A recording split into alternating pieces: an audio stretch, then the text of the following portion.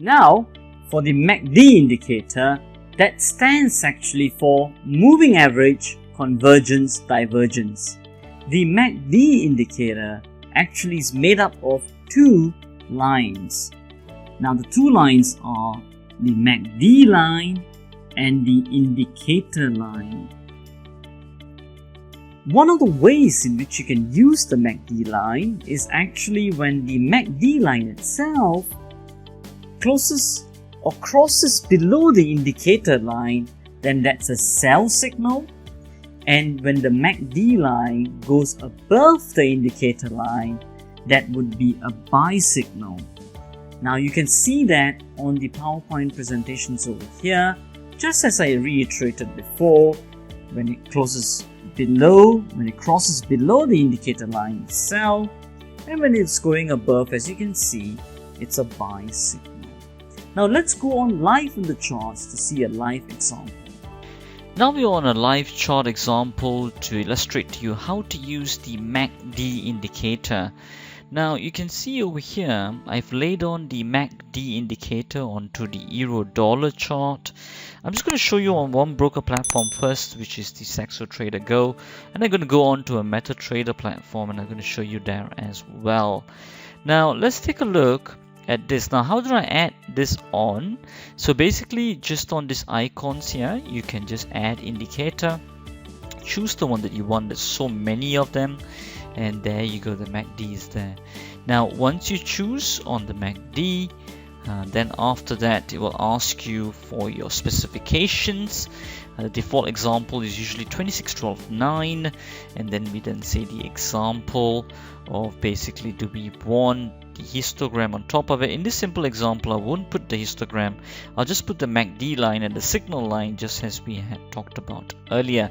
And once you have done that, then you will overlay it onto the chart. Because I've already overlaid it, I do not want a double one, so I'm just going to cancel this one, and we can just remove the other one.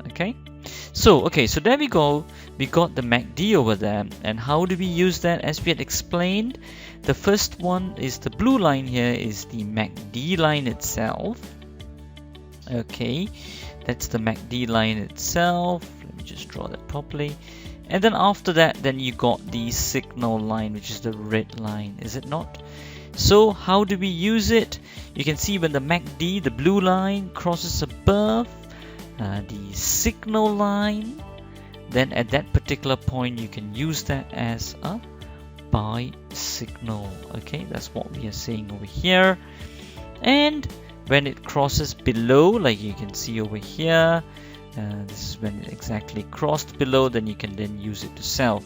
Now if you were to take this example here, if you bought at the point when it crossed, if I draw a vertical line, then you would have got in over here. As I've explained before, MACD or any indicator for this example are usually lagging indicators, but you can use them as a confirmation signal. It depends all on the way you want to trade. So that's how you use the MACD on the Saxo Trader. Very similar on the INFX as well. How would you add it on? I've already added on here. Let me just show you how you would do it. Go to Insert, go to Indicators, go to Oscillators, then select MACD. Once you select it, then it will ask you for the parameters. What are the different parameters you want?